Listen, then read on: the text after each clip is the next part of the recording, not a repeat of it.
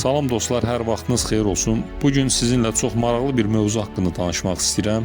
Elə bir mövzu ki, xüsusilə IT sahəsinə gəlmək istəyən, ilk addımlarını bu sahədə atmaq istəyən və gələcəkdə şəbəkə üzrə mütəxəssis olmaq istəyənlər üçün çox faydalı bir mövzu olacaqdır. Əminəm ki, bu danışdıqlarım sahədə illərini sərf etmiş, mütəxəssis olaraq fəaliyyət göstərən dostlarımıza da tanış gələcək mövzudur.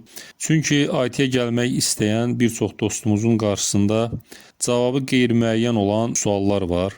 Bir vaxtlar mən də elə eyni suallarla qarşılaşmışdım. IT sahəsinə hardan başlaya bilərəm? Planım nə olmalıdır? Hansı təlimə qoşulmalıyam? Əldə etdiyim bilikləri harda tətbiq edə bilərəm? İş təcrübəsinə necə və hardan başlaya bilərəm kimi suallarla qarşılaşmışdım və ən ağır məsələlərdən biri də ana dilimizdə resursların azlığı idi. Əgər ingilis dilin zəifdirsə bu sahədə və sənə mövzuları ana dilində izah edən müəllim, təlimçi, instruktor yoxdursa, bu sahədə irəliləmək çox çətin olur. Dil bariyeri real bir maneədir IT sahəsində.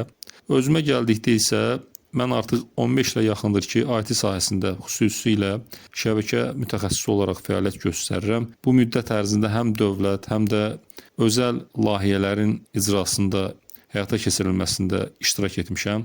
Çoxsaylı lokal və geniş şəbəkələrin qurulmasında, müxtəlif texnologiyaların tətbiqində, şəbəkələrin yenilənməsi və miqrasiyası proseslərində çalışmışam. Eyni zamanda şəbəkələrdə yaranan fərqli texniki problemlərin həlli ilə də aktiv şəkildə məşğul olmuşam. Bu illər ərzində qeyd etdiyim sahələrdə zəngin təcrübə və bilik toplamışam. Ancaq bu günləri sizə bunlar haqqında ətraflı danışmaq niyyətim yoxdur. Sizə danışacağım mövzu mənim bu sahəyə necə gəlməyimdir, necə başlamağımdır, hardan başlamağımdır. O dövrdə mən IT sahəsində böyük gələcək görürdüm. Bu sahənin imkanlarını, inkişaf tempini, karyera potensialını anlayırdım. Amma haradan başlayacağımı və hansı yolla irəliləyəcəyimi bilmirdim açığı. Əlimdə nə plan, nə də ki istiqamət vardı. Kompüter biliklərim sırf gündəlik istifadə səviyyəsində idi. İnternet resurslarından istifadə, müəyyən proqramların kompüterə yazılması, silinməsi və s. İngilis dilində zəif idi. Bu da o demək idi ki, nə video dərsləri, nə də texniki sənədləri rahat şəkildə, müstəqil şəkildə başa düşə bilmirdim. Dil bariyeri məni də, necə deyərlər, ləngidirdi. Amma öyrənmək istəyim çox böyük idi. 2008-ci ildə tanışlar arasında Cisco adlı şirkət və onun təqdim etdiyi sertifikat proqramları haqqında söhbəti eşitdim və dedilər ki, bu proqram vasitəsilə şəbəkə üzrə bilik əldə etmək və gələcəkdə iş tapmaq daha asan olur. Bu mənim ilk ciddi addım atmağım üçün əsas oldu. Məlumatı eşitdikdən sonra araşdırmaya başladım və nəhayət 28 mayda Dragol dairəsi Radio Tezliklər İdarəsinin binasında Cisco Networking Akademini tapdım və təlimlərə qoşulmaq üçün qeydiyyatdan keçdim. Dərslərə başladım və öyrəndim ki, məlum oldu ki, bütün tədris materialı ingilis dilindədir. Bu mənim üçün açığı böyük bir çətinlik idi, amma artıq geri addım atmaq niyyətim yox idi. Google Translate ilə tərcümə edirdim mövzuları.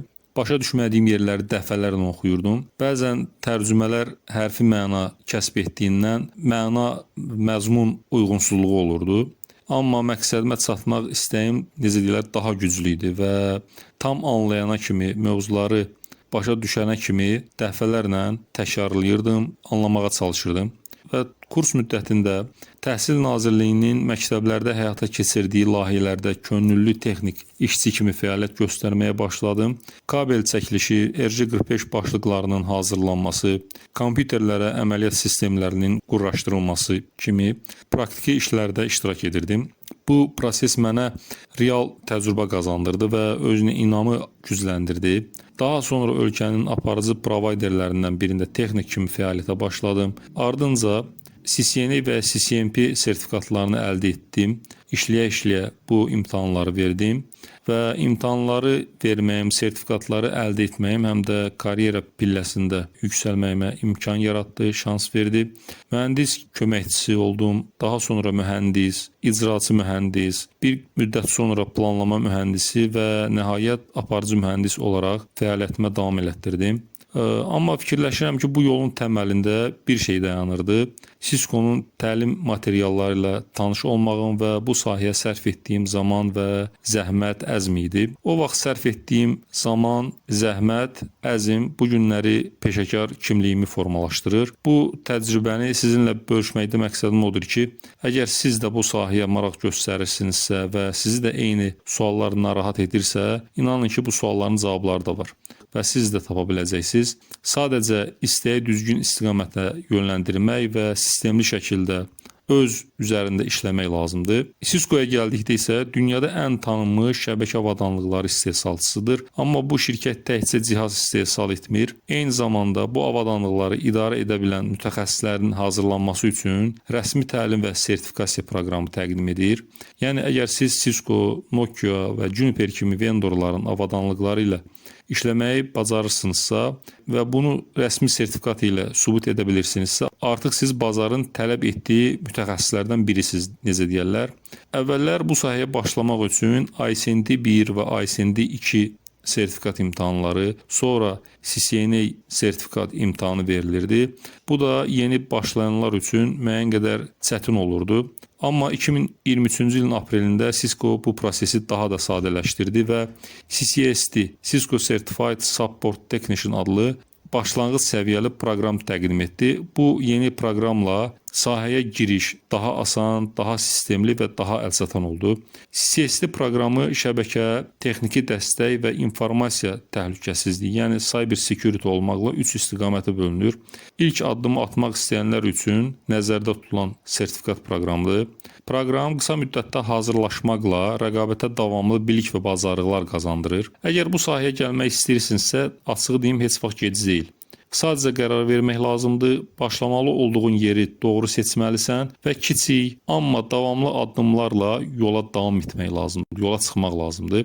Və sonda onu bildirmək istəyirəm ki, bugün atdığımız kiçik addımlar bizim sabah əldə edəcəyimiz uğurların əsasını təşkil edir. Ona görə də yorulmadan, usanmadan məqsədimizə doğru irəliləmək lazımdır. Bu sahəyə yeni başlayanlara və yaxud bu sahədə fəaliyyət göstərən dostlara hər birinə uğurlar arzulayıram.